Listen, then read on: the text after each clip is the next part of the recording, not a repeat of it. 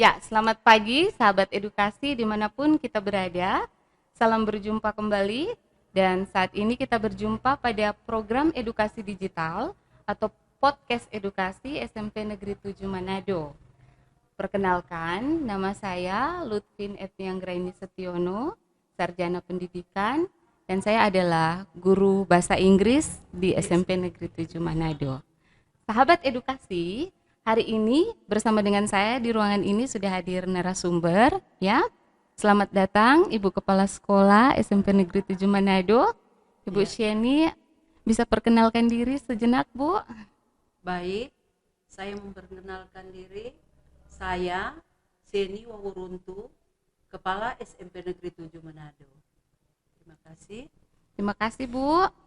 Kemudian bersama dengan kita, sahabat edukasi, ada perwakilan dari siswa selaku ketua OSIS ya. Willy. Tolong perkenalkan diri, Will. Perkenalkan, nama saya William Mantiri, kelas 9, menjabat sebagai ketua OSIS di SMP Negeri 7 Manado. Terima Iya, kasih. terima kasih, Will. Nah, Bu, hari ini pembahasan kita adalah tentang bagaimana kita menjalani pendidikan yang tetap kreatif dan produktif selama masa pandemi COVID-19. Jadi kita tetap menjalani pendidikan yang tetap kreatif dan produktif selama masa pandemi COVID-19. Tentu saja tidak terlepas ya, seluruh dunia secara global mengalami pandemik ini. Jadi kita semua terdampak ya. Kemudian kita harus melakukan pembatasan secara sosial, kita harus melakukan social distancing, physical distancing, protokol kesehatan yang harus dilakukan dan diterapkan. Itu kira-kira langsung berpengaruh ya, Bu, di dunia pendidikan. Pasti ada pengaruhnya karena kita tidak bisa belajar secara normal. Nah, bagaimana kita melakukan pembelajaran yang tetap kreatif dan produktif di masa yang tentu saja ini tantangan baru, situasi baru bagi kita semua, baik secara guru maupun secara siswa. Kepala sekolah pasti menghadapi situasi yang baru. Jadi saya mau mengajukan pertanyaan ini kepada Ibu Kepala Sekolah. Selaku Kepala Sekolah, kira-kira Bu, bagaimana seharusnya sekolah tetap menjalankan atau melaksanakan pendidikan di masa pandemi COVID-19? Boleh dijelaskan, Bu? Sekolah punya peran penting dalam memajukan bangsa ini. Ya. Di tengah situasi pandemi sekarang ini, sekolah tidak boleh menyerah untuk memberikan pendidikan yang terbaik bagi anak didik kita. Ya. Masa depan bangsa ada pada anak-anak didik kita. Ya. Kemudian, Bu, tentu saja harus ada langkah-langkah ya dan strategi yang dilakukan oleh pihak sekolah. Kira-kira Ibu bisa menjelaskan langkah-langkah maupun strategi yang dilaksanakan oleh pihak sekolah dalam melakukan pembelajaran jarak jauh ini. Ya, baik ya Mbak Bu Angga, saya menjawab ya. Saya sebagai kepala sekolah selalu berkoordinasi dengan seluruh guru, baik itu lewat tatap muka langsung atau lewat video conference. Kami sepakat bahwa pendidikan yang berkualitas harus dirasakan oleh para peserta didik. Berbagai cara kami lakukan, baik pembelajaran secara daring maupun pembelajaran secara luring. Secara daring, kami melaksanakan dengan memanfaatkan aplikasi yang digunakan oleh siswa seperti WhatsApp, Zoom, Google Classroom. Google Classroom. Selain itu, kami juga punya program REMA, di mana guru dan siswa membuat atau memproduksi video pembelajaran yang diharapkan akan membantu siswa dalam belajar di rumah. Video yang sudah diproduksi ada lebih dari 50 video. Ya, cukup banyak juga ya. Ya, banyak. Bisa diakses lewat channel YouTube sekolah. Nama channel SMP Negeri 7 Manado. Selain video pembelajaran, kami juga buat podcast edukasi seperti ini, di mana akan menghadirkan narasumber seperti guru, siswa, pemerhati pendidikan, dan siapa saja yang punya keinginan untuk memajukan pendidikan, terutama yang ada di kota Manado. Kami berharap podcast edukasi ini akan memberikan warna baru atau metode baru dalam proses pembelajaran, sehingga siswa akan terbantu dalam mereka belajar di masa pandemi sekarang ini. Secara luring, kami menyediakan modul-modul pembelajaran dan buku-buku pelajaran yang dapat diambil oleh orang tua siswa di sekolah bagi siswa yang tidak memiliki HP. Selain itu, juga kami memfasilitasi para guru untuk memberikan pembelajaran lewat radio RRI bekerja sama dengan Dinas Pendidikan Kebudayaan Kota Manado. Aduh, luar biasa sekali nih, Bu. Bu, berarti ini benar-benar maksimal ya? Ya. Seluruh fasilitas yang disediakan oleh sekolah untuk membantu siswa belajar dari rumah. Jadi saya dengar tadi Ibu menjelaskan kita bisa menggunakan aplikasi seperti pesan WhatsApp, bisa menggunakan Google Classroom ataupun meeting Zoom untuk mengakses pembelajaran. Kemudian Ibu juga menjelaskan bahwa bukan hanya yang secara daring dilaksanakan, tapi juga melaksanakan secara luring. Jadi sekolah berusaha menyediakan modul-modul pembelajaran bagi siswa, sehingga mereka, teman-teman yang tidak punya HP, bisa mengakses pelajarannya, ambil modul di sekolah. Ya. Selain itu juga SMP 7 bisa memfasilitasi guru untuk melakukan program yang bekerja sama dengan Dinas Kebudayaan, Pendidikan dan Kebudayaan, yaitu program Ibu Pertiwi Memanggil, program radio di RRI.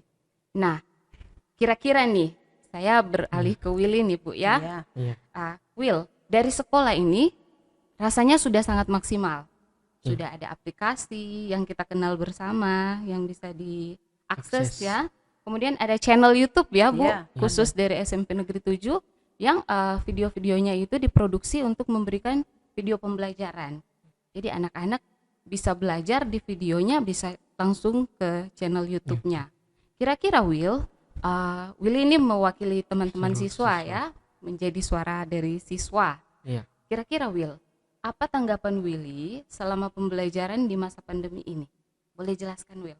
Ya, tanggapan saya sebagai siswa SMP Negeri 7 Manado, saya sangat merasa terbantu dengan program-program sekolah dalam masa pandemi ini. Apalagi video-video pembelajaran yang dibuat oleh guru-guru untuk membahas materi pembelajaran. Memang belum semua materi punya video, tapi sebagai siswa kita dapat memanfaatkan sumber belajar lain seperti internet untuk mendalami atau mencari materi yang sesuai. Sebagai siswa, kalian jangan menunggu untuk diberikan pelajaran, tapi kita sendiri yang harus punya motivasi belajar yang kuat. Terima kasih. Oke, terima kasih nih Will. Jadi begini ya Bu, meskipun sekolah itu sudah berusaha sampai dengan kuota internet ataupun pulsa sudah disediakan, aplikasi pembelajarannya sudah diberikan channel khusus, kemudian ada ruang edukasi bersama. Kira-kira yang kita butuhkan juga adalah motivasi dari diri sendiri, dari siswa itu ya. Mereka harus punya keinginan untuk belajar sehingga bisa belajar di masa pandemi. Orang tua juga punya peranan penting untuk memberikan motivasi ya Bu. Meskipun sekolah sudah menyediakan, tapi mereka juga harus datang dan mengakses fasilitas tersebut ya. Oke. Bu, tapi dalam pelaksanaan pasti kita tidak lepas dari masalah atau hambatan yang akan kita hadapi. Kira-kira selaku kepala sekolah, masalah-masalah apa atau hambatan-hambatan apa yang sekolah hadapi? Kemudian kira-kira solusi apa yang Ibu laksanakan bekerja sama dengan guru-guru untuk mengatasi hal tersebut? Ya, saya jawab ya. Iya. Bu Angga. Ya. Hambatan dan masalah dalam pembelajaran di masa pandemi ini tentu ada. Seperti siswa yang tidak memiliki fasilitas HP atau kuota internet, keterlibatan siswa dalam pembelajaran secara daring yang belum maksimal, serta kepedulian beberapa orang tua dalam memastikan siswa belajar di rumah yang masih rendah. Solusi yang kami buat untuk mengatasi hal-hal tersebut diantaranya menyediakan pulsa, kuota internet bagi siswa, menyediakan buku pelajaran dan modul yang dapat digunakan siswa untuk belajar mandiri di rumah, melaksanakan perkunjungan di rumah-rumah. Berarti memang sekolah sudah berusaha semaksimal mungkin ya Bu, mengerahkan segala daya upaya agar anak-anak ini bisa tetap melaksanakan pembelajaran walaupun secara jarak jauh atau secara daring.